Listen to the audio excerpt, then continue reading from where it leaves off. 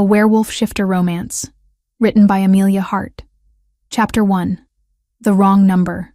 The sterile examination room felt suffocating as Sophie Carter worked alone under the unforgiving glare of overhead lights. A German shepherd sprawled motionless on the metal table, his chest rising and falling in shallow, irregular gasps that made her stomach clench with worry. Dark stains had already soaked through the emergency bandaging she'd hastily applied, and despite her best efforts, the bleeding showed no signs of stopping.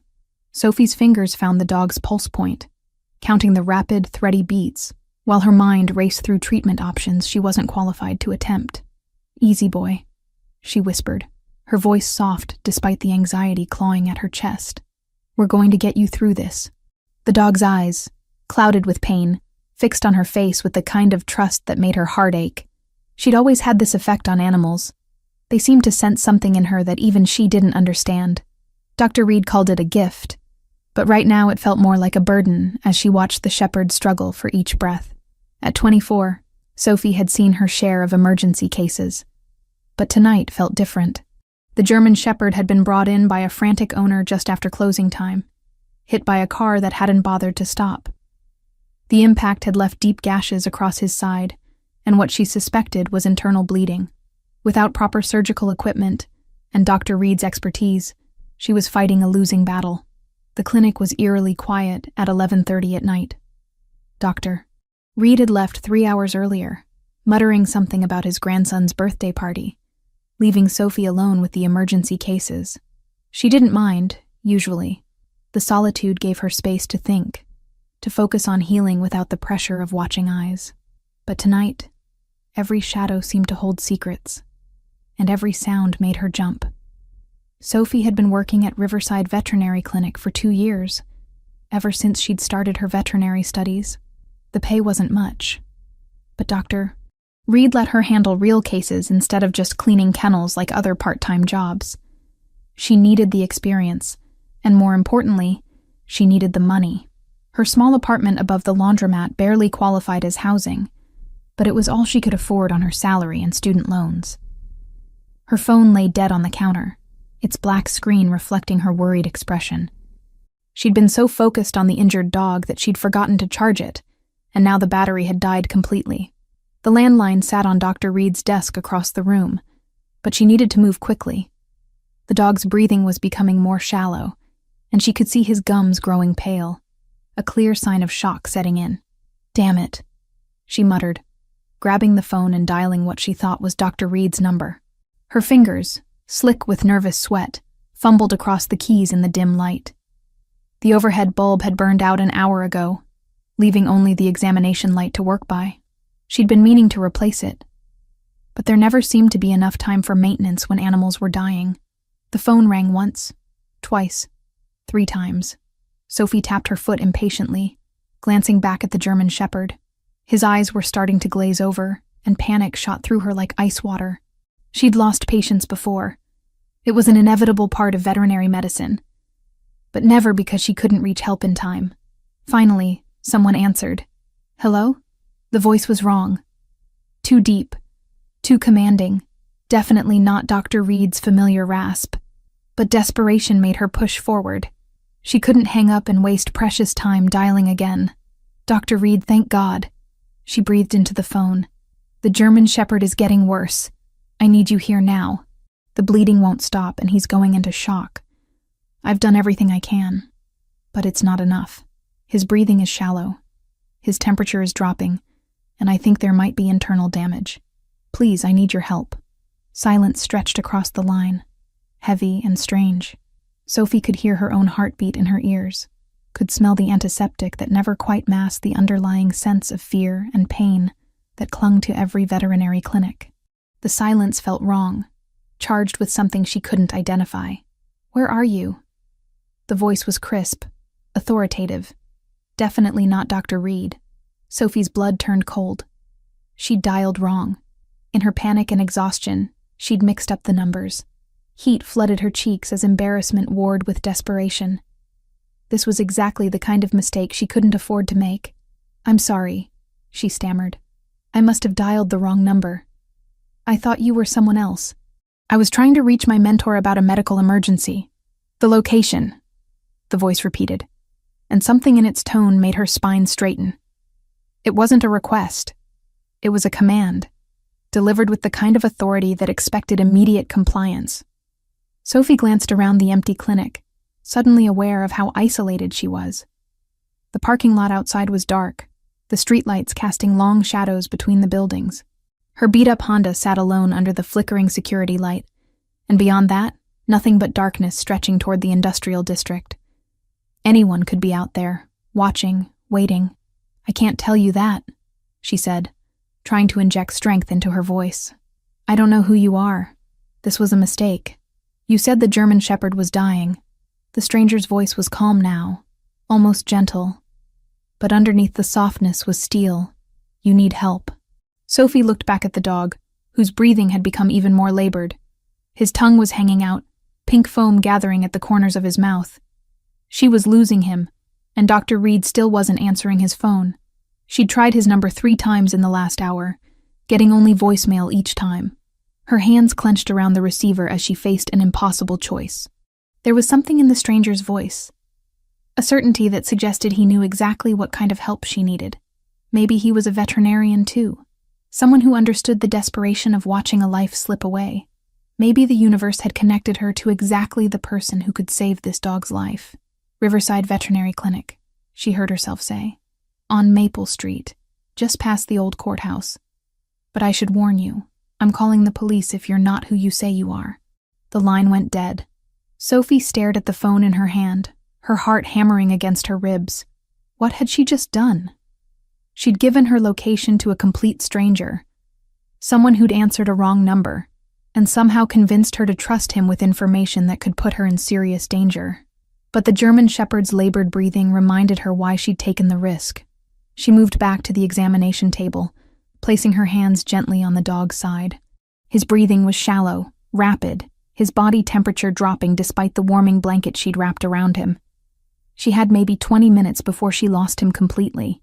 Outside, she heard the sound of engines.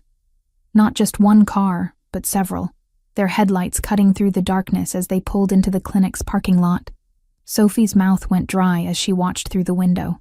3 black SUVs arranged themselves in the parking lot like pieces on a chessboard, their tinted windows revealing nothing about the occupants. This wasn't Dr. Reed. This was something else entirely. The engines shut off in perfect synchronization, and Sophie watched as figures emerged from the vehicles. Even in the dim lighting, she could see they moved with predatory grace, their posture alert and ready. These weren't veterinarians coming to help with an emergency. These were something far more dangerous. Sophie's hands found the German Shepherd's head, stroking his ears as she whispered reassurances that she didn't feel. Whatever was about to happen, she wouldn't abandon the animal that had trusted her with his life. The clinic door's bell chimed as someone entered. Chapter 2. Dangerous Strangers. The man who entered the clinic moved with the fluid confidence of someone accustomed to commanding rooms. Sophie's breath caught as she took in his imposing figure, easily 6'2", with broad shoulders that filled out his dark jacket perfectly. His black hair was cropped short, professional, but there was nothing soft about the sharp angles of his face or the way his nearly black eyes swept the clinic with predatory assessment. Behind him came 4 other men, each one radiating the same controlled danger. They weren't thugs or common criminals. Their expensive clothes and coordinated movements suggested something far more sophisticated. Sophie's grip tightened on the examination table as they fanned out through the small space, their eyes cataloging exits and potential threats with military precision. "You're not Dr. Reed," Sophie said, proud that her voice remained steady despite the fear clawing at her throat. The leader's gaze found hers, and she felt pinned like a butterfly under glass. "No," he agreed, his voice the same deep baritone that had commanded her location over the phone. "I'm someone who received your message about an emergency." "What kind of veterinarians travel in a convoy?" Sophie demanded, positioning herself protectively between the strangers and the injured German Shepherd. "Who are you people?" Instead of answering, the man approached the examination table with careful steps, his attention shifting to the dying dog. Something in his expression softened as he took in the animal's condition. The shallow breathing, the blood-soaked bandages, the glassy eyes that spoke of approaching death. "What happened to him?" he asked, and Sophie was surprised by the genuine concern in his voice. "Hit and run," she replied automatically, then caught herself. "Not that it's any of your business. I asked you a question." The man's lips curved into what might have been a smile. "My name is Caspian Cross. I run a specialized veterinary practice. When I received your call, I thought one of my patients was in danger." "Specialized how?" Sophie's eyes narrowed. "And why do you need bodyguards for house calls?" "I work with difficult cases," Caspian said smoothly. "Animals that others have given up on. As for security, you'd be surprised how emotional people get when their pets are involved." It was a reasonable explanation, but something in his tone suggested layers of meaning she wasn't privy to. Sophie studied his face, looking for tells, for signs of deception. Her father had been a con artist before he died, and she'd learned to read people's lies in the subtle tightening around their eyes, the way their shoulders tensed when they fabricated stories. Caspian Cross was hiding something, but she couldn't detect outright deception, more like he was telling a version of the truth, edited for her consumption. "The dog is dying," she said bluntly. "If you're really a veterinarian, prove it." Without hesitation, Caspian rolled up his sleeves and moved to the sink, washing his hands with the practiced efficiency of someone who'd done it thousands of times. Sophie watched as he examined the German Shepherd with gentle but thorough hands, his fingers finding pressure points she'd missed, his eyes identifying symptoms she'd overlooked. "Collapsed lung," he murmured, more to himself than to her, probably from the impact. "That's why the breathing is so labored." Sophie's heart sank.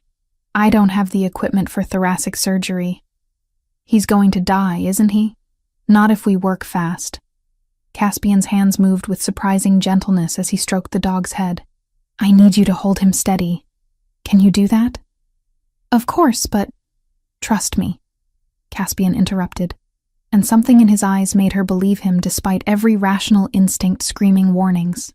What followed was the most intense 20 minutes of Sophie's life. Caspian worked with instruments from a medical kit one of his men produced, his hands steady and sure as he performed emergency procedures that would have challenged a board-certified veterinary surgeon. Sophie found herself assisting almost automatically, her body responding to his quiet commands before her mind could process them. "Pressure here," he directed, guiding her hands to the correct position. "Feel that? The lung is re-expanding." The moment their fingers touched, Sophie felt something like an electric shock race up her arm. Caspian's hands stilled for just a heartbeat, his eyes flicking to hers with an expression she couldn't interpret. The air between them seemed to thicken, charged with something that had nothing to do with the medical emergency. "Focus," he said quietly, but his voice had roughened slightly. Sophie nodded, trying to ignore the way her pulse had quickened. This wasn't the time for whatever strange attraction was crackling between them. The German Shepherd's life hung in the balance. Under Caspian's guidance, they stabilized the dog's breathing and stopped the internal bleeding. Sophie watched in amazement as the animal's color improved, his breathing becoming deeper and more regular. It was like watching a miracle unfold. "How did you know?" she asked as they cleaned up. "About the collapsed lung?" "I've been studying veterinary medicine for 3 years and I missed it completely." "Experience," Caspian replied, but there was something evasive in his tone. "I've seen similar injuries before." "In dogs?" His pause was almost imperceptible. "Among other animals." Sophie sensed there was more to that story, but the German Shepherd chose that moment to lift his head and look at her with clear, alert eyes. The improvement was dramatic, almost supernaturally fast. "He's going to be fine," Caspian said, stroking the dog's ears. "Full recovery, probably within a week." "A week?" Sophie stared at him. "Injuries like this usually take months to heal completely. Some animals are stronger than others," Caspian said, and again she felt like he was speaking in code. As if summoned by some invisible signal, Caspian's men began moving toward the door. The leader himself stepped back from the examination table, his professional mask sliding back into place. "Wait!" Sophie called out. "I need to know how to reach you, for follow-up care, or if there are complications." Caspian pulled a business card from his jacket and placed it on the counter. Sophie glanced at it. Expensive paper, embossed lettering, but containing only a name and phone number. No business address, no credentials, no indication of what kind of practice he ran. "If you need anything," he said, "call that number." "What about payment?" Sophie asked. "You just saved this dog's life. I have to owe you something." "Consider it a professional courtesy," Caspian replied, but his eyes lingered on her face with an intensity that made her skin warm. "Though I would suggest being more careful about walking alone at night. This isn't the safest neighborhood." "I've been working here for 2 years," Sophie said defensively. "I know how to take care of myself." "I'm sure you do." Caspian's smile was enigmatic, but some dangers are harder to spot than others. Before Sophie could ask what he meant, he was moving toward the door with that same predatory grace. His men fell into formation around him, and within moments, the clinic was empty, except for Sophie and the recovering German shepherd. Sophie stood in the sudden silence, trying to process what had just happened. A stranger had answered her wrong number, brought a team of men who moved like soldiers, performed veterinary surgery with techniques she'd never seen, and then disappeared into the night like something out of a dream. She picked up his business card, running her thumb over the raised lettering. Caspian Cross. The name felt familiar on her tongue, though she was certain they'd never met before. There was something about him that called to her, something that made her want to trust him, despite every red flag her logical mind was raising.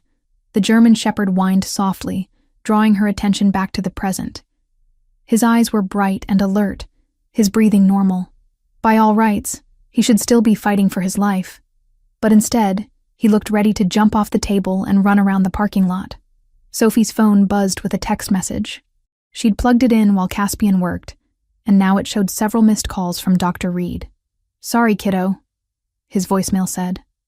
"Family emergency ran longer than expected." "How's our 4-legged patient?" Sophie stared at her phone, then at the business card, then at the miraculously recovered dog. How was she supposed to explain any of this to Dr. Reed? How could she tell him that a mysterious stranger with no credentials had performed emergency surgery in their clinic and then vanished without a trace? Outside, she heard a car engine starting. Sophie rushed to the window just in time to see a single black sedan pulling away from the curb across the street. Had someone been watching the clinic? Watching her? Caspian's words echoed in her mind. Some dangers are harder to spot than others. What had she gotten herself into? Chapter 3. Shadows and Wolves. 3 days passed since the mysterious encounter at the clinic, and Sophie couldn't shake the feeling that her world had tilted off its axis. The German shepherd, whom she'd started calling Max, had made a complete recovery that defied every principle of veterinary science she'd learned. Dr. Reed had been stunned by the animal's progress, running additional tests that showed no trace of the severe injuries that had nearly killed him. "I've never seen anything like it," Dr. Reed muttered, studying Max's latest x-rays. "It's as if the trauma never happened. The lung tissue shows no scarring, no signs of recent repair." "Are you absolutely certain about the initial diagnosis?" Sophie nodded, though doubt crept into her voice. "He was dying, Dr. Reed. Collapsed lung, internal bleeding, shock symptoms. I documented everything, but when she'd searched for her notes from that night, they were nowhere to be found. The examination forms she'd filled out had vanished, along with any physical evidence of Max's original condition. It was as if someone had deliberately erased all proof of what had happened. More disturbing than the missing paperwork was what Sophie had begun noticing around town.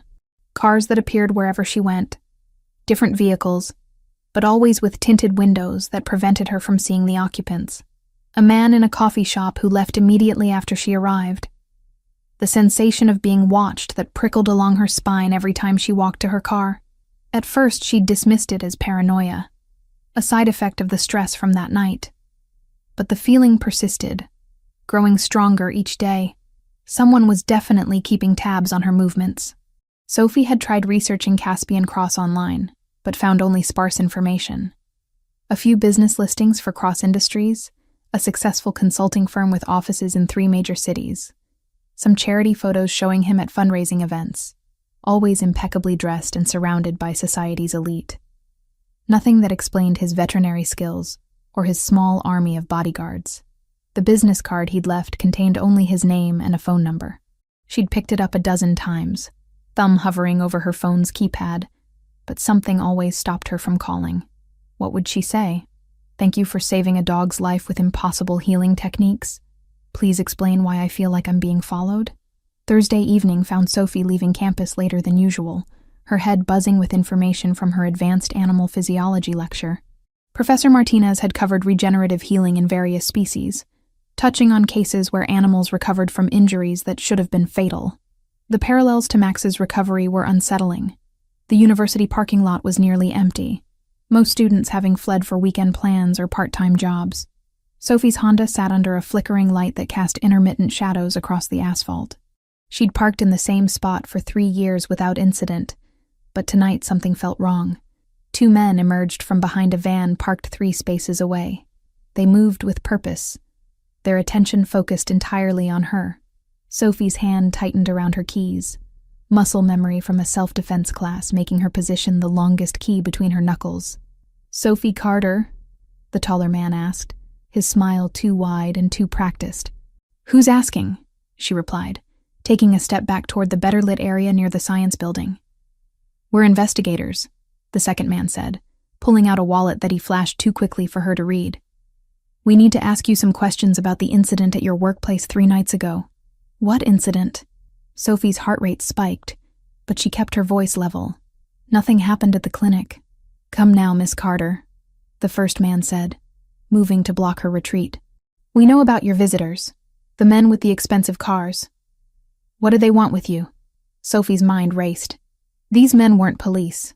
Their suits were too cheap, their badges too conveniently brief, but they knew about Caspian and his team, which meant they'd been watching that night. "I don't know what you're talking about," she said, continuing to back away. "And I don't have to answer your questions without proper identification." The men exchanged glances, and Sophie saw the moment they decided to drop the pretense. The taller one reached into his jacket while his partner moved to flank her. "I think you do know," he said, his voice losing its false friendliness. "And I think you're going to tell us everything." Sophie turned and ran. Behind her, she heard cursing and heavy footsteps. The science building was 50 yards away, but its doors were locked after 8 p.m. Her car was closer, but she'd never get the door open and the engine started before they caught her. Panic flooded her system as she realized how isolated she was. Then she heard something that froze her blood. A low, rumbling growl that seemed to come from everywhere at once. The footsteps behind her stopped abruptly. Sophie spun around to see her pursuers backing away from the shadows between 2 cars, their faces pale with terror. The growling intensified, and massive shapes emerged from the darkness. Wolves. 3 of them, each larger than any wild animal should be. Their fur was so dark it seemed to absorb light, and their eyes glowed with an intelligence that was disturbingly human. They moved with coordinated precision, placing themselves between Sophie and the 2 men. "What the hell?" one of the men whispered, his hand shaking as he reached for something inside his jacket. The largest wolf's lips pulled back to reveal fangs that gleamed like ivory daggers. The sound it made was nothing like the howls Sophie had heard in nature documentaries. This was a promise of violence, a warning that transcended species. Both men turned and fled, stumbling over each other in their haste to reach their van. The engine roared to life, and they peeled out of the parking lot with screeching tires, leaving Sophie alone with 3 enormous predators. Sophie should have been terrified. Every instinct should have been screaming at her to run, to find shelter, to call for help. Instead, she found herself studying the largest wolf's eyes. They were deep blue, almost black, and achingly familiar. "Caspian," she whispered. The wolf's ears pricked forward, and something like surprise flickered across its features. For a moment, the 3 animals stood perfectly still, as if her recognition had changed some fundamental equation. Then the shadows between the cars shimmered, and where wolves had stood, 3 men now waited. Sophie's mind struggled to process what she'd just witnessed, logic warring with the evidence of her own eyes. Caspian stepped into the light, fully human, but somehow retaining that same predatory grace. His clothes were dark and expensive, without a wrinkle to suggest he'd just transformed from another form entirely. "Are you hurt?" he asked, his voice carrying the same authority she remembered from the clinic. Sophie's voice failed as she tried to form words around the impossibility of what she'd just seen. "You're not human." "No," Caspian agreed simply. "I'm not." The casual admission hit her like a physical blow. Everything she thought she knew about the world had just been turned upside down. Shapeshifters were real. The man who'd saved Max's life was something out of legends and horror movies. "What are you?" she managed to ask. "We call ourselves shifters," Caspian said, moving closer with careful steps, as if approaching a skittish animal. "We share this world with humans, but we prefer to remain unnoticed." "Those men," Sophie said, glancing toward where the van had disappeared. "They knew about you. They were asking about that night at the clinic." Caspian's expression darkened. "What did you tell them?" "Nothing. I didn't know what they were talking about." Sophie wrapped her arms around herself, suddenly cold despite the mild evening. "How did they know? How did they find me?"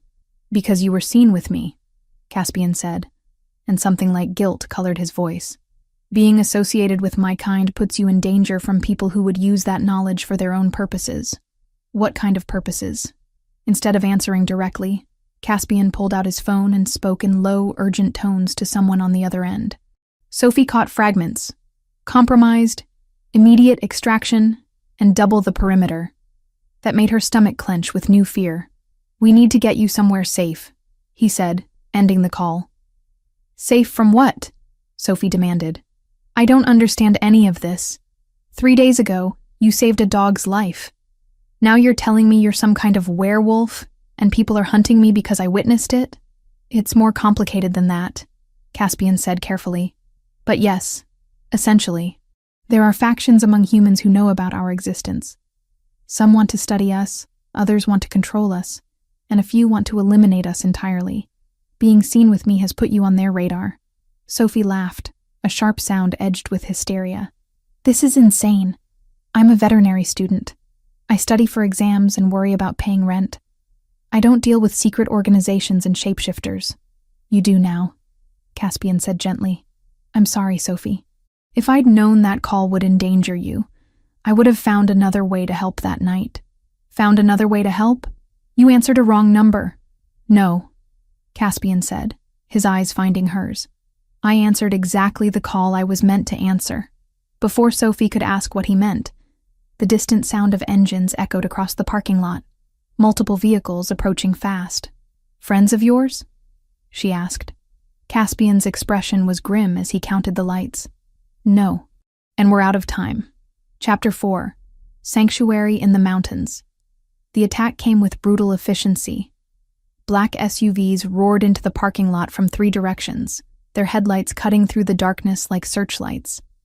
Men poured out of the vehicles before they'd fully stopped, moving with military precision that made Sophie's blood turn to ice. "Down!"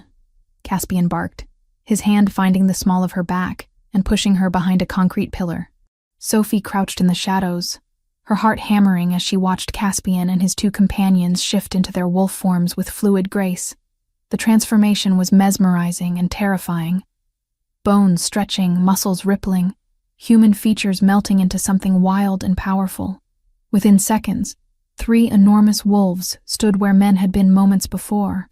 The battle was unlike anything Sophie had ever imagined. The wolves moved like liquid darkness, striking from multiple angles with coordinated attacks that spoke of years of fighting together. But their opponents were prepared for supernatural adversaries, wielding weapons that crackled with electricity and fired silver-tipped projectiles. "Tranquilizers!" Sophie heard one of the attackers shout. "We need them alive!" The largest wolf, Caspian, leaped over a car and tackled 2 men simultaneously, his massive form moving with impossible speed. But even as he fought, Sophie could see that they were outnumbered. More vehicles were arriving, disgorging fresh reinforcements. A tranquilizer dart caught one of Caspian's companions in the shoulder. The wolf stumbled, his movements becoming sluggish as the drugs took effect. Caspian's anguished howl echoed across the parking lot as he tried to reach his fallen pack member. Sophie couldn't just hide and watch. These creatures, These men were fighting to protect her, and one of them was about to be captured because of it. Without thinking, she grabbed her car keys and sprinted toward her Honda. "Sophie, no!" Caspian's voice carried even in his wolf form, a psychic projection that hit her mind with startling clarity. But she was already behind the wheel, engine roaring to life. Sophie had grown up in foster care, moving between families who saw her as a burden or a paycheck. She'd learned to drive at 13, stealing her foster father's truck to escape his wandering hands. Racing through back roads to avoid the police had taught her skills she'd never expected to need again. She floored the accelerator, her Honda shooting toward the attackers' vehicles like a missile. The element of surprise bought her precious seconds as the men dove for cover. Sophie spun the wheel hard right, her car sliding sideways and clipping two of the SUVs hard enough to crumple their front ends. The distraction gave Caspian the opening he needed. He bounded toward his injured companion, grabbing the tranquilized wolf by the scruff and dragging him toward the shadows. The third member of their group provided cover, his snarls and snapping teeth keeping the attackers at bay. "This way!" Caspian had shifted back to human form, his voice urgent as he beckoned Sophie from behind the science building. Sophie abandoned her ruined car and ran toward him, adrenaline making her movements sharp and precise. Behind her, shouts erupted as their attackers reorganized, but Caspian was already leading her into the wooded area behind the campus. They ran through the darkness for what felt like hours, following paths that Sophie hadn't known existed. Caspian moved with the confidence of someone who knew every tree and stone, while his companions flanked them in their wolf forms, ears constantly swiveling to catch sounds of pursuit. When they finally stopped, Sophie's lungs burned and her legs shook with exhaustion. They stood in a clearing where a sleek black helicopter waited, its rotors already spinning. The pilot looked like another of Caspian's people. Alert, professional, deadly. "Where are we going?" Sophie shouted over the noise of the engines. "Somewhere safe," Caspian replied, helping her into the aircraft. "Somewhere they can't reach you." The helicopter lifted into the night sky, carrying Sophie away from everything familiar. Below, the lights of the city grew smaller until they were just scattered stars against the darkness. She pressed her face to the window, watching her old life disappear into the distance. Caspian sat across from her, his expression grim as he spoke into a radio headset. Even without hearing the conversation, Sophie could tell it was bad news. His jaw tightened with each exchange, and his knuckles went white where he gripped the armrest. After 40 minutes of flight, they descended toward a compound nestled in what looked like pristine wilderness. Sophie could make out buildings arranged around a central courtyard, their architecture blending seamlessly with the forest that surrounded them. Security lights illuminated defensive positions that spoke of serious preparation for exactly this kind of situation. The helicopter touched down on a landing pad carved from native stone. As the rotors wound down, Sophie found herself surrounded by more of Caspian's people.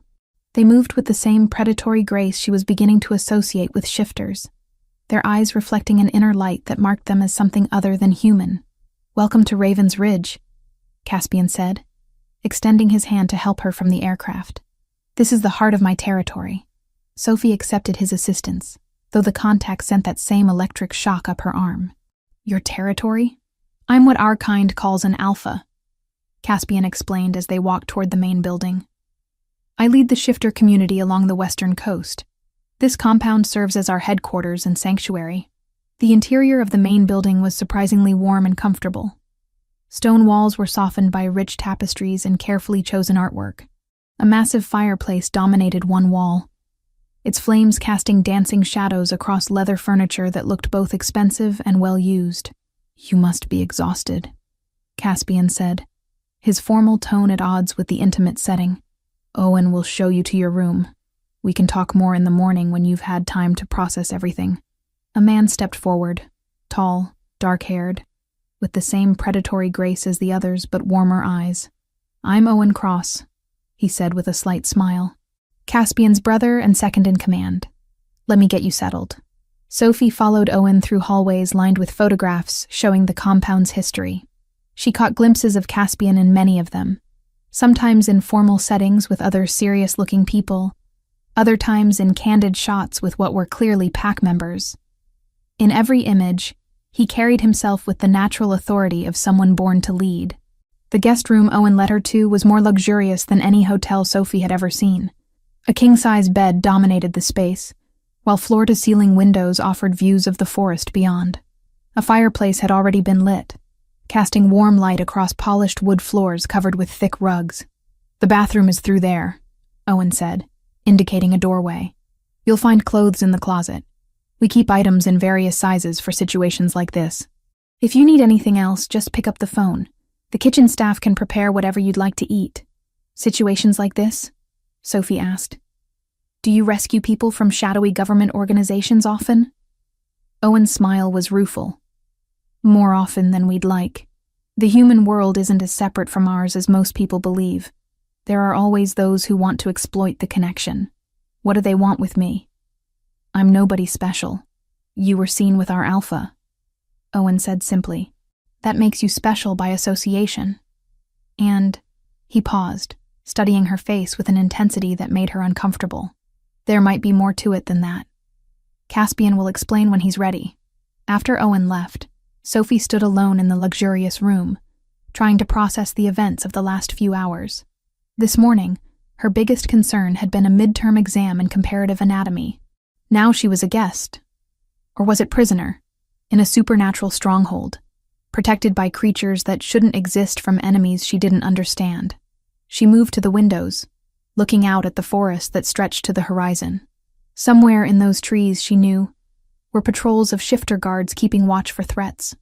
The thought should have been comforting, but instead, it emphasized how completely her world had changed. A soft knock at the door interrupted her thoughts. Sophie turned to find a young woman entering with a tea service, her movements graceful and silent. "I'm Luna," she said with a warm smile. "I thought you might want something to help you sleep." "Thank you," Sophie said, accepting the steaming cup.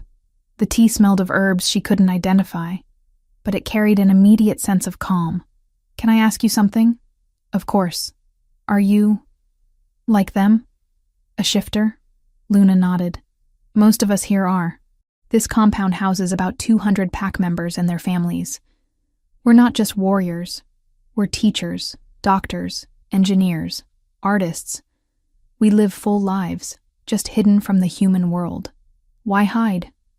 If there are so many of you, why not just reveal yourselves?" Luna's expression grew sad. "Because humans fear what they don't understand. History is full of what happens when they discover something different. We've learned that survival means secrecy." After Luna left, Sophie sipped the herbal tea and tried to make sense of her situation. She was safe, but trapped. Protected, but isolated from everything she'd known. And at the center of it all was Caspian Cross, the enigmatic alpha who'd answered her desperate phone call and changed her life forever. Through her window, she could see lights moving through the forest. The patrols Owen had mentioned.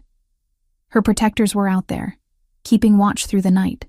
But as sleep finally claimed her, Sophie couldn't shake the feeling that she was no longer Sophie Carter, veterinary student, and small-town nobody. She was something else now, though she didn't yet understand what. Chapter 5. Hidden Blood. Sophie woke to sunlight streaming through unfamiliar windows and the distant sound of voices carrying across the mountain air. For a moment, she lay still, hoping the events of the previous night had been nothing more than a vivid nightmare. But the luxurious bed and forest view beyond the glass confirmed that her world had indeed been turned upside down. A soft knock interrupted her disorientation. "Sophie? It's Luna. I've brought breakfast." The young shifter entered with a tray that smelled like heaven. Fresh coffee, warm pastries, and what looked like homemade jam.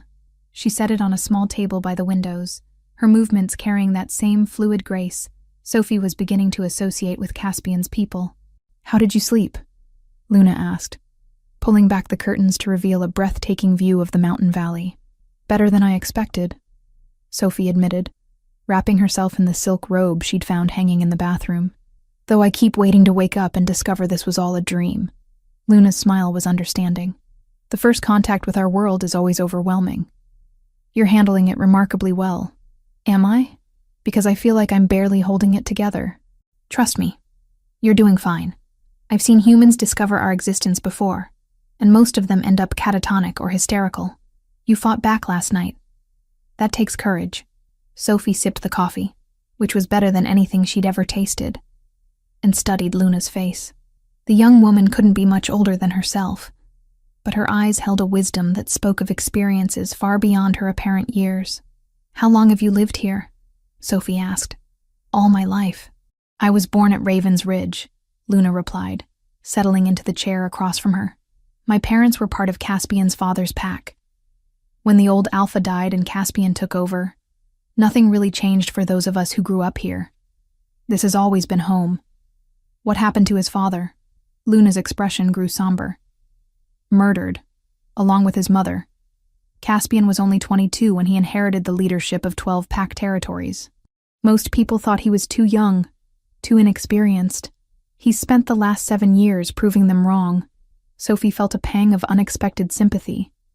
She understood what it meant to lose parents too young, to have to navigate the world without the people who were supposed to guide you through it. "I'm sorry," she said softly. "I know what that's like. You lost your parents too?" "When I was 16. Car accident, or at least that's what I was told." Sophie set down her coffee cup, surprised by how easy it was to talk to Luna.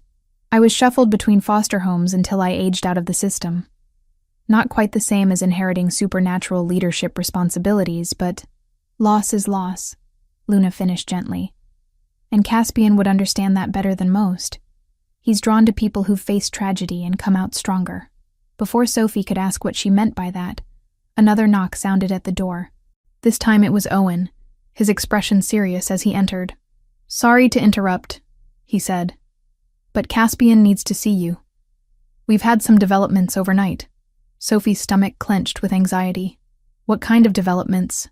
"The kind better discussed in private," Owen replied, his tone diplomatic but firm. Sophie quickly dressed in the clothes that had been provided, jeans and a sweater that fit perfectly, though she tried not to think too hard about how they'd known her exact size. Owen led her through the compound, past training areas where shifters practiced combat in both human and wolf forms. She couldn't help staring at the casual way they moved between shapes, as if changing form was as natural as breathing. Some fought as humans with weapons she'd never seen before, while others prowled the practice ring as massive wolves, their movements coordinated with an intelligence that went far beyond animal instinct. "Impressive, isn't it?" Owen said, noticing her fascination. "Most of us start training from childhood. By adulthood, the shift is as natural as walking. How many of you are there? Shifters, I mean." "More than humans suspect, fewer than we'd like," Owen replied carefully. "We're scattered across the globe in packs and territories. Caspian's domain is one of the largest in North America." They entered a building that felt more like a corporate office than part of a supernatural stronghold. Glass-walled conference rooms lined a central corridor, while the air hummed with the quiet efficiency of important work being done. Through open doorways, Sophie caught glimpses of people working at computer terminals, their screens displaying information she couldn't interpret. Caspian waited in a corner office that managed to be both professional and unmistakably his. The furniture was expensive but functional, while the walls displayed maps marked with symbols she didn't recognize. He stood with his back to them, staring out a window that offered a commanding view of the compound's defenses. "Thank you, Owen," he said without turning around. "Close the door, please." Sophie found herself alone with the Alpha for the first time since their rescue. In daylight, Caspian seemed even more imposing, not just because of his physical presence, but because of the authority that radiated from him like heat from a flame. This was a man accustomed to making life-or-death decisions, to carrying the weight of hundreds of lives on his shoulders. "How are you feeling?" he asked, finally turning to face her. "Confused, overwhelmed, grateful," Sophie replied honestly. "Your people have been incredibly kind. They're good people. They deserve protection, which is why what I'm about to tell you is going to be difficult to hear." Sophie's mouth went dry. "What happened?" Caspian moved to his desk, picking up a tablet and scrolling through information that made his jaw tighten with anger. "The men who attacked us last night weren't random opportunists. They were part of an organization we've been tracking for months. Humans who capture and experiment on shifters. Experiment how? They're trying to replicate our abilities, create artificial shifters they can control." Caspian's voice was flat, but Sophie could hear the rage burning underneath. They've been targeting isolated pack members, especially those with rare gifts. Sophie sank into one of the chairs facing his desk, her legs suddenly unsteady. And they think I have rare gifts? We think they know something about you that you don't know about yourself, Caspian said gently. Sophie, when you touched that injured German shepherd at the clinic, what did you feel? I felt connected to him, like I could sense his pain, understand what he needed. Sophie frowned, remembering. But that's not unusual for me. I've always been good with animals. Too good, Caspian said. The way you handled that dog's injury, the speed of his recovery, the fact that you were able to assist with medical procedures you'd never seen before. It all points to abilities that go beyond normal human capabilities. Sophie laughed shakily. Are you saying I'm part shifter?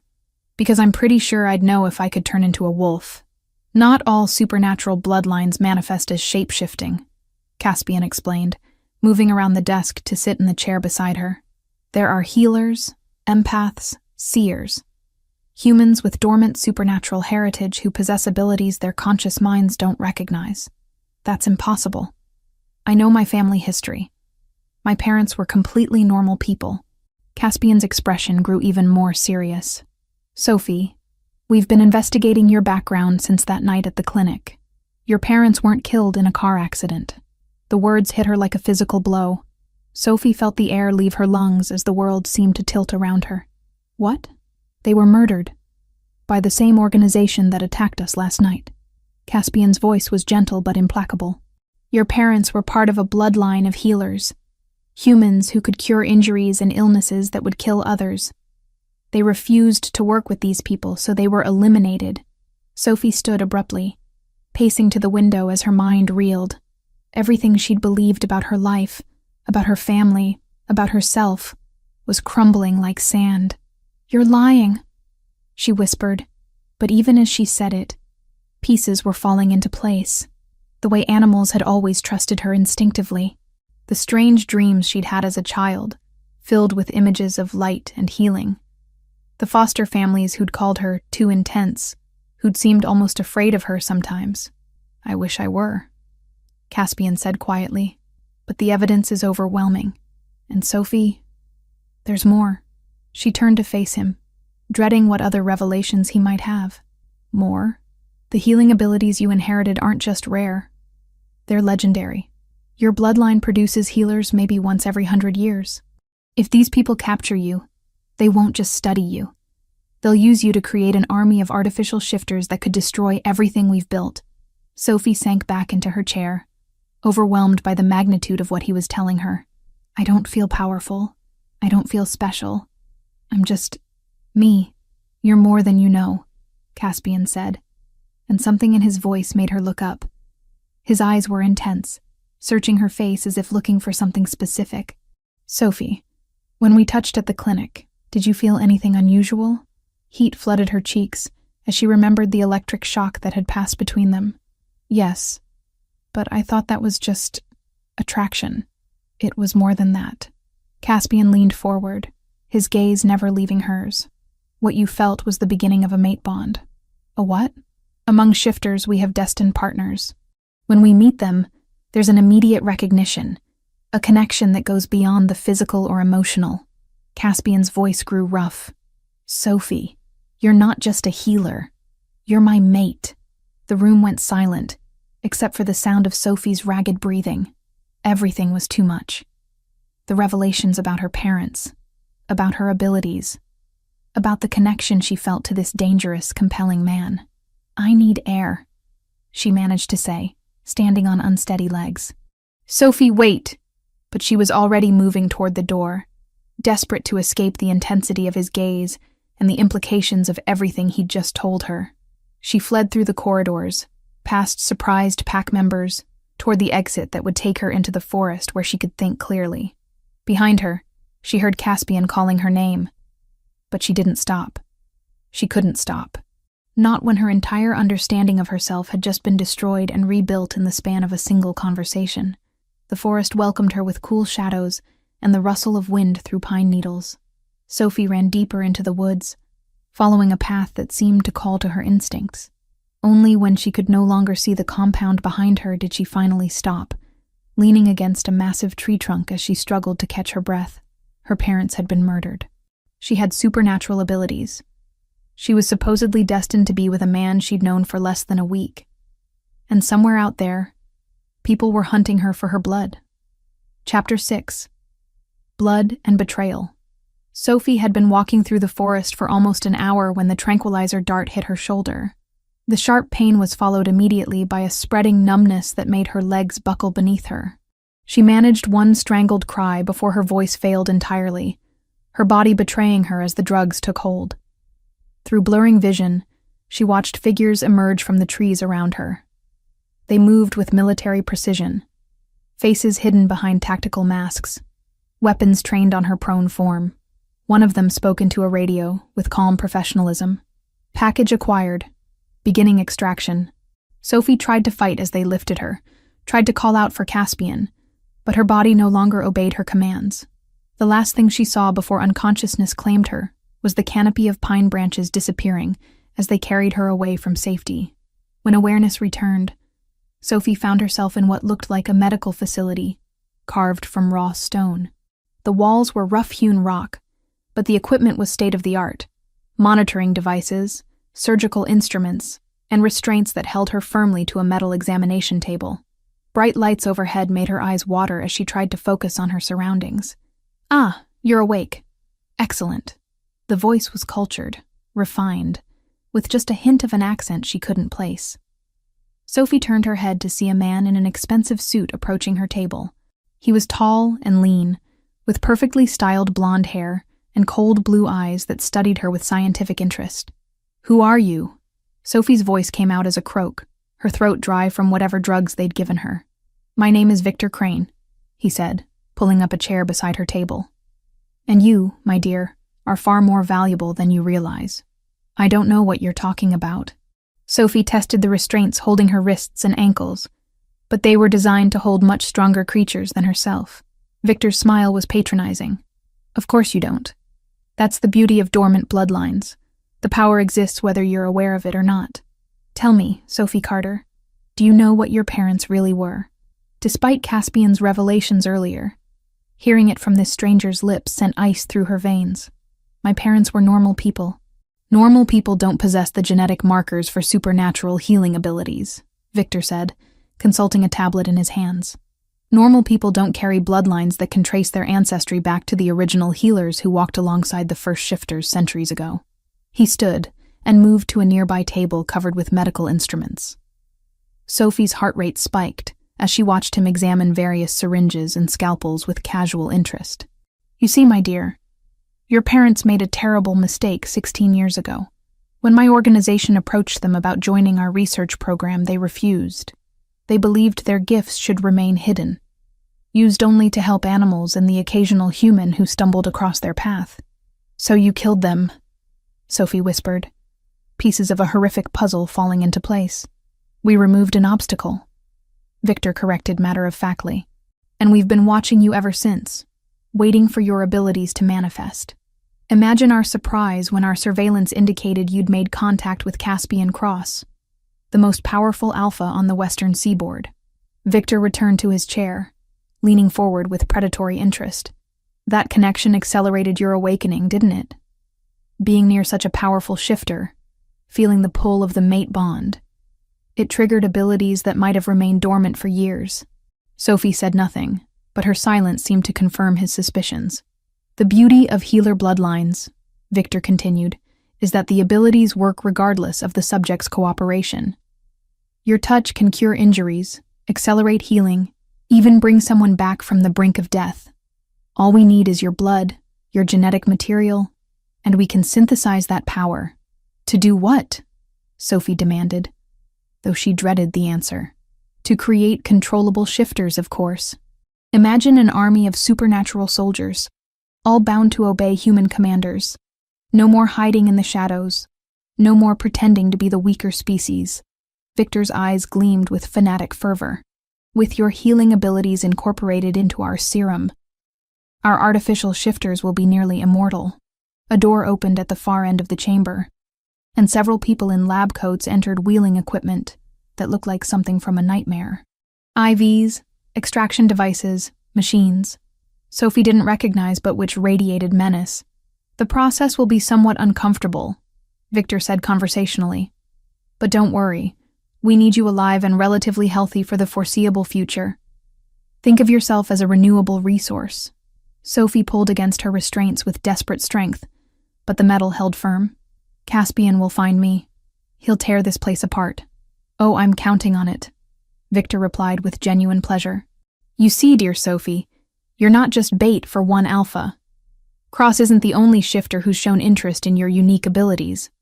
By the time we're finished here, every major pack leader on the continent will be trying to rescue you." The implications hit Sophie like a sledgehammer. "You want them to come. I want them to walk into the trap we've spent months preparing. Motion sensors, gas dispensers filled with concentrated tranquilizers, capture protocols designed specifically for supernatural physiology." Victor gestured to the stone walls around them. "This facility has been designed as the ultimate shifter prison. Every alpha who comes for you will become another test subject." One of the lab technicians approached with a large syringe, its needle gleaming under the harsh lights. Sophie's healing abilities might be dormant to her conscious mind, but her body recognized the threat instinctively. Power she'd never known she possessed suddenly blazed to life, flowing through her veins like liquid fire.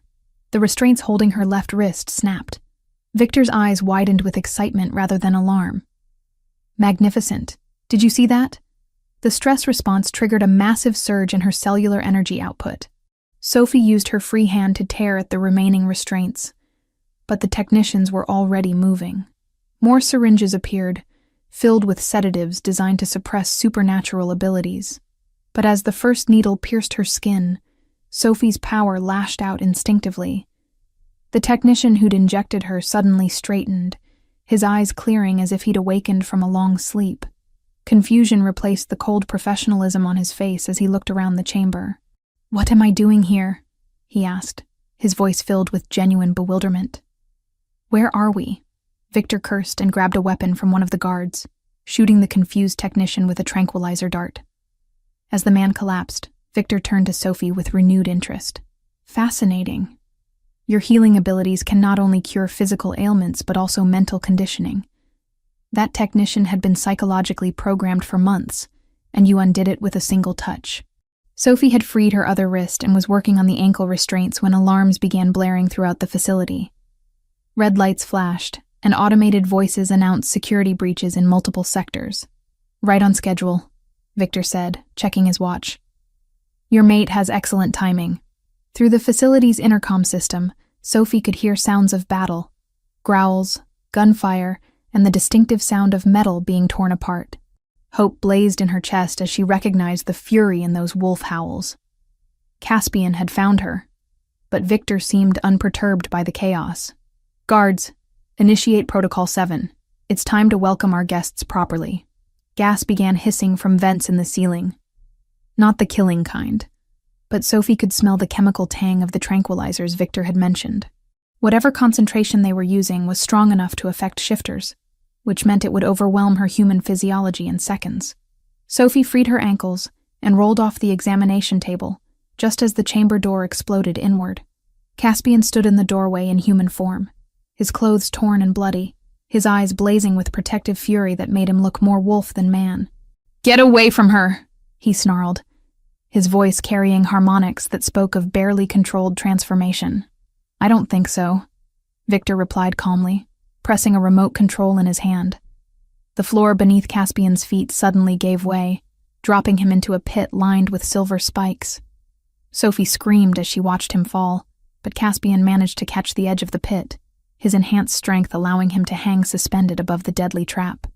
"Silver-lined capture pit," Victor explained conversationally. "Painful for shifters to touch, but not immediately fatal. We want him alive for the experiments, after all."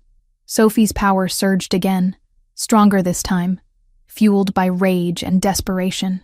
She could feel Caspian's pain through their nascent bond, could sense his strength failing as the silver burned his hands.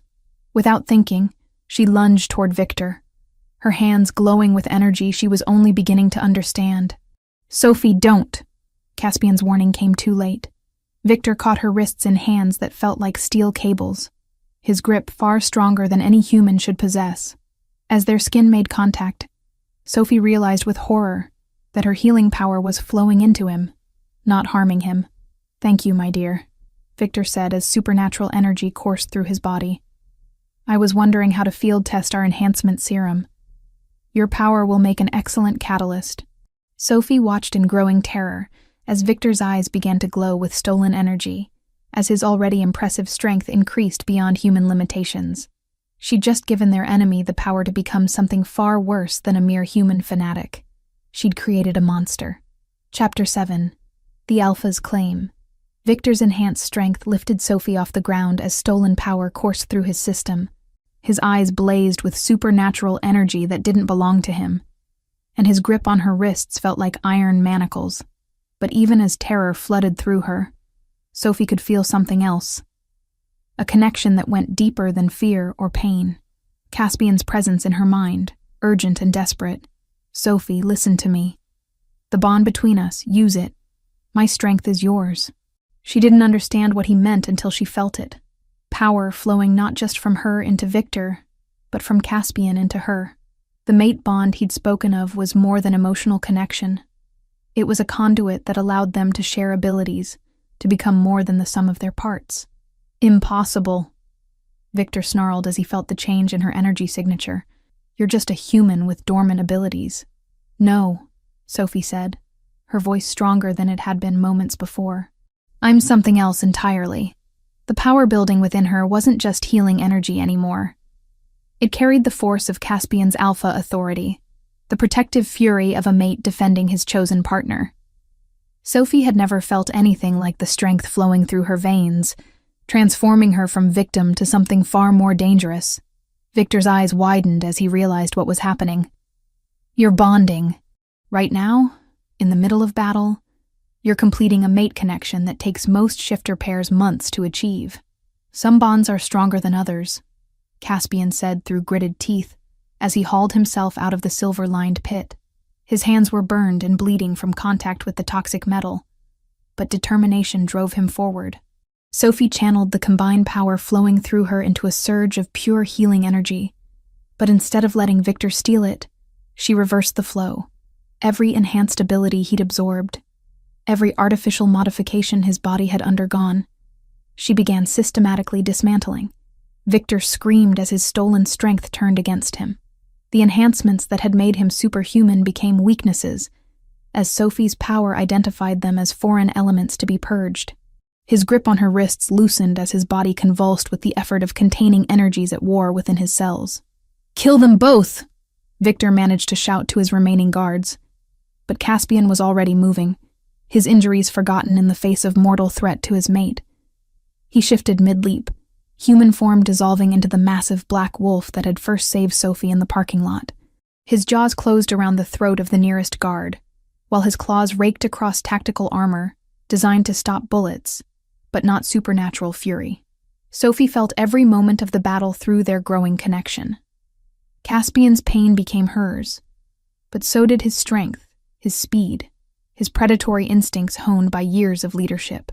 She'd never fought anyone in her life, but now she moved with borrowed knowledge, ducking attacks and striking back with precision that surprised her enemies. More guards poured into the chamber, but they faced opponents who were no longer merely human and shifter. Sophie and Caspian fought as a bonded pair, each anticipating the other's moves, covering weaknesses and amplifying strengths through their psychic link. "This is impossible," Victor gasped, struggling to maintain control as Sophie's power continued dismantling his enhancements. "Mate bonds don't activate this quickly. The process takes time, preparation, ritual." "You're wrong," Sophie said, dodging a tranquilizer dart and redirecting its trajectory into one of Victor's own men. "Some connections transcend your understanding of how things work."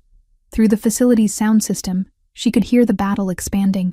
Caspian's pack had arrived in force, dismantling Victor's carefully prepared trap with coordinated efficiency. The gas designed to incapacitate shifters, was being neutralized by pack members with specialized abilities, while the silver-lined capture pits were being bypassed by wolves who'd spent years training for exactly this kind of rescue operation. But Victor wasn't finished. Even as Sophie's power stripped away his stolen abilities, he pulled a final weapon from his jacket, a syringe filled with liquid that glowed with unnatural light. "If I can't control you," he snarled, "then I'll make sure no one can benefit from your abilities." The needle was aimed at Sophie's heart, designed to deliver a toxin that would corrupt her healing gifts into their opposite, a power that would cause death instead of life. But Caspian's wolf form intercepted the strike, Victor's syringe piercing fur and muscle instead of finding its intended target. Sophie felt the poison enter Caspian's bloodstream through their bond, felt his system beginning to shut down as the toxin attacked his enhanced physiology. But she also felt something else, an opportunity. The mate bond worked both ways. If she could share his strength, then she could also share his burden. Sophie placed her hands on Caspian's wolf form, channeling not just healing energy, but her very life force into him. The toxin that would have killed him in minutes became something she could fight, her power adapted specifically to purge foreign substances from living systems. But the effort required everything she had. Sophie felt her own strength draining away as she pulled Victor's poison into herself, using her body as a filter to cleanse what threatened her mate. The chamber around them began to blur as consciousness started slipping away. "No." Caspian's voice in her mind was fierce with denial. "Sophie, stop. You'll kill yourself. Better me than you."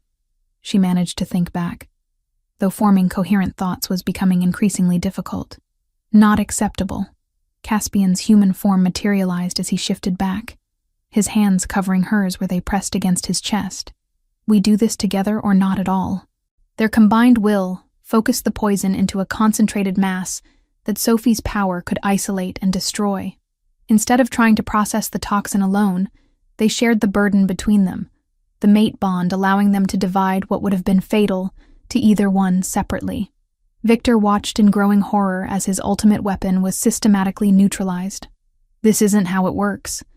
Mate bonds are emotional connections, not shared power sources. Shows how much you really know about shifters. Owen's voice came from the chamber entrance as Caspian's brother arrived with reinforcements. True mate bonds are the rarest and strongest connections in our world. They create partnerships that transcend individual limitations.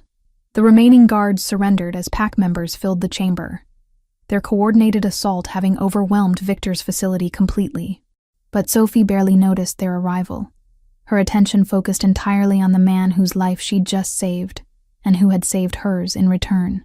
"The bond is complete," Caspian said softly, his eyes holding hers with an intensity that made her breath catch. "Sophie, do you understand what that means?" She nodded, feeling the connection between them as clearly as her own heartbeat. "It means we're partners. In everything. It means you're Luna of the Western Territories," Owen said with a grin. "Alpha female to every shifter pack from here to the Pacific Ocean. Hope you're ready for some responsibility." Sophie looked around the chamber, at the defeated facility, at the pack members who watched her with respect and expectation, at Caspian whose life was now intertwined with hers, in ways she was only beginning to understand. 24 hours ago, she'd been a veterinary student worried about exam grades. Now she was something she'd never imagined possible, the mate of the most powerful alpha on the continent, with abilities that could heal or destroy depending on how she chose to use them. "I'm ready," she said, surprised by how true the words felt. Victor laughed bitterly from where he lay restrained by Owen's men. "You have no idea what you've just committed yourself to. The human world won't tolerate your existence once they learn what you really are. They'll hunt you, study you, try to replicate what makes you special." "Let them try," Sophie said, her voice carrying an authority she'd never possessed before. "They'll find that some things can't be stolen or copied." She looked at Caspian, seeing her own determination reflected in his eyes. Whatever challenges awaited them, they would face them together. The frightened woman who'd hidden in the clinic less than a week ago was gone, replaced by someone who understood her place in a larger world. The mate bond hummed between them, strong and unbreakable, promising a future neither could have imagined alone. Chapter 8. Forever Bound. 6 months had passed since the confrontation at Victor's facility, and Sophie was still adjusting to the reality of her transformed life. She stood at the floor-to-ceiling windows of her new office at Ravens Ridge, watching pack members go about their evening routines in the compound below. Children played in the courtyard while their parents finished work shifts, and patrol teams prepared for their nightly circuits through the forest. "Second thoughts?" Caspian's voice came from behind her, warm with affection and understanding. Sophie turned to find her mate leaning against the doorframe, still wearing the formal suit he'd donned for their video conference with the European pack leaders earlier that day. Even after months of being bonded, the sight of him still made her pulse quicken. "Never," she said, moving into his arms with the easy familiarity of established intimacy. "I was just thinking about how different everything is now." "Different how?" Caspian asked, his hands settling at her waist as he pulled her closer. 6 months ago, the most important decision I had to make was which textbook to study from." Sophie laughed, gesturing toward the papers spread across her desk. "Now I'm reviewing territorial agreements and healing protocols for 12 different pack communities. The transition from veterinary student to Luna had been challenging, but deeply fulfilling. Sophie's unique abilities as a healer had revolutionized medical care throughout Caspian's territory, allowing her to establish treatment centers that served both shifters and the human communities that unknowingly bordered their lands. "Any regrets?" Caspian asked, though his tone suggested he already knew the answer. "Only that it took a life-or-death situation for us to find each other," Sophie replied, reaching up to straighten his tie, "though I suppose that's fitting for us." Their relationship had deepened steadily since completing the mate bond, but it had required adjustment from both sides. Caspian had learned to share the isolation of leadership, while Sophie had grown into authority she'd never expected to wield. The young woman who'd once worried about paying rent was now responsible for the welfare of thousands. A knock at the office door interrupted their moment. Luna entered carrying a tablet and wearing the expression that meant important news. "Sorry to interrupt," she said with a grin that suggested she wasn't particularly sorry. "But Dr. Martinez is here for your monthly evaluation, Sophie. And Owen wants to brief you both on the new territorial applications from the Midwest packs." Sophie sighed, stepping back from Caspian's embrace. The glamorous life of supernatural leadership. Dr. Martinez first, Caspian decided. "The territorial discussions can wait until after we know how you're progressing. Dr. Martinez was the pack's senior medical officer, a woman whose shifting abilities had manifested in enhanced diagnostic senses, rather than the typical wolf form. She'd been monitoring Sophie's development as a healer, documenting abilities that continued to evolve at an unprecedented rate. "How are you feeling?" Dr. Martinez asked, as she set up her monitoring equipment in the medical bay adjacent to Sophie's office. "Strong. Better than I ever have, actually," Sophie replied honestly. "The connection with Caspian has stabilized everything. My abilities don't feel wild or unpredictable anymore. That's consistent with what we're seeing in the data," Dr. Martinez confirmed, reviewing readings that tracked Sophie's energy output and healing capacity. "Your power levels have increased by nearly 30% since the bonding ceremony, but more importantly, your control has improved dramatically." The formal claiming ceremony had taken place 3 weeks after the rescue, a private ritual witnessed only by pack leadership and Sophie's chosen family within the community. Unlike human weddings, shifter bonding ceremonies focused on the spiritual and psychic connection between mates, creating legal and mystical ties that bound them in ways human marriage couldn't match. "Any unusual symptoms?" Dr. A's. Martinez continued her examination, taking blood samples that would reveal more than any human medical test could detect. "Actually, yes," Sophie said, glancing at Caspian. "I've been having vivid dreams lately. Not nightmares, but incredibly detailed visions of places I've never been, people I've never met. And sometimes I wake up knowing things I shouldn't know."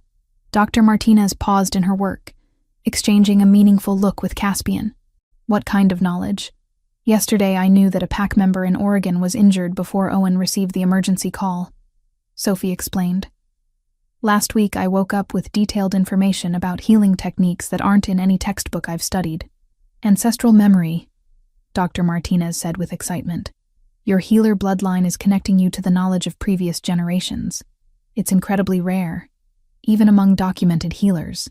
"Is it dangerous?" Caspian asked. His protective instincts immediately activated. "Not dangerous, but significant," Dr. Martinez replied. "Sophie, you're developing into something beyond what we initially expected.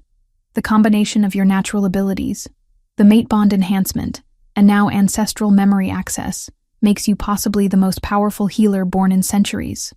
The implications hung heavy in the air. Power of that magnitude brought responsibility and risk in equal measure. "There's something else," Sophie said quietly. "I think I might be pregnant." The words hung in the sudden silence like a dropped bomb. Caspian went very still beside her, his expression cycling through surprise, joy, and protective concern. "How long have you suspected?" Dr. Martinez asked, her professional demeanor masking obvious excitement. "A few weeks. The symptoms are subtle, but combined with the enhanced abilities and the strange dreams." Sophie shrugged. "It feels different than anything I've experienced before." Dr. Martinez immediately began additional tests, her equipment humming with activity as it analyzed samples that would confirm or deny Sophie's suspicions. The wait felt eternal, filled with the weight of possibilities that would change everything once again. "Congratulations," Dr. Martinez finally said with a broad smile. "You're definitely pregnant. About 8 weeks along, based on the hormone levels and energy signatures I'm detecting." Sophie felt Caspian's arms wrap around her from behind, his joy and wonder flooding through their bond with overwhelming intensity. A child. Their child. The first offspring of a true healer and an alpha king in documented shifter history. "What does this mean?" Sophie asked, though she suspected the answer would be complicated. "It means your child will be unique," Dr. Martinez replied carefully. "The offspring of such powerful bloodlines has never been recorded. We're in uncharted territory. But the baby will be healthy?" Caspian asked, his voice tight with concern. "As far as I can determine, perfectly healthy," Dr. Martinez assured them. "But Sophie, your abilities will likely continue evolving throughout the pregnancy. We'll need to monitor you closely."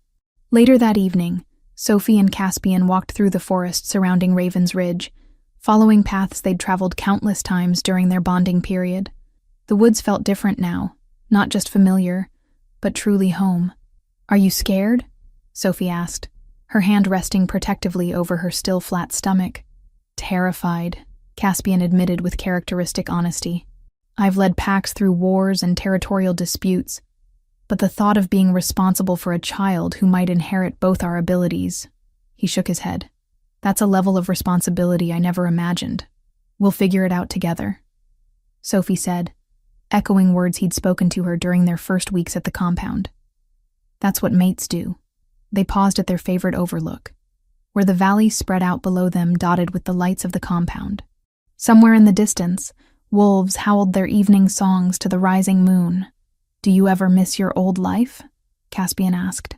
Sophie considered the question seriously. "I miss the simplicity sometimes, but that woman who worried about exam grades and rent payments was living half a life.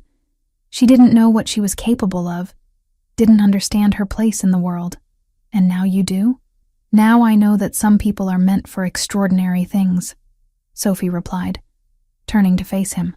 "I was terrified that night in the clinic when you walked through the door, but part of me recognized you even then. Recognized home." Caspian kissed her with the passion and tenderness that had characterized their relationship from the beginning. A perfect blend of gentle devotion and fierce protection. Through their bond, Sophie felt his absolute commitment to their future, his determination to build a world where their child could grow up safe and strong. "I love you," he said against her lips, words that carried the weight of eternity. "I love you too," Sophie replied, her hand finding the business card she still carried in her pocket, a reminder of the wrong number that had led to everything right in her life. Above them, the full moon cast silver light across the forest, illuminating the path that had brought them together and would carry them into whatever challenges awaited.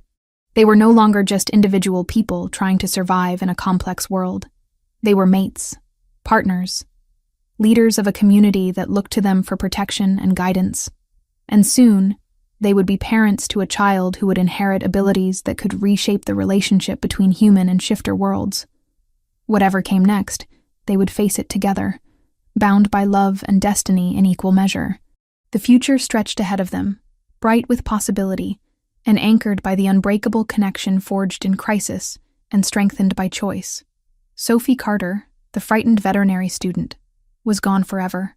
In her place stood Sophie Cross, Luna, healer, and mother-to-be, ready for whatever extraordinary adventures lay ahead.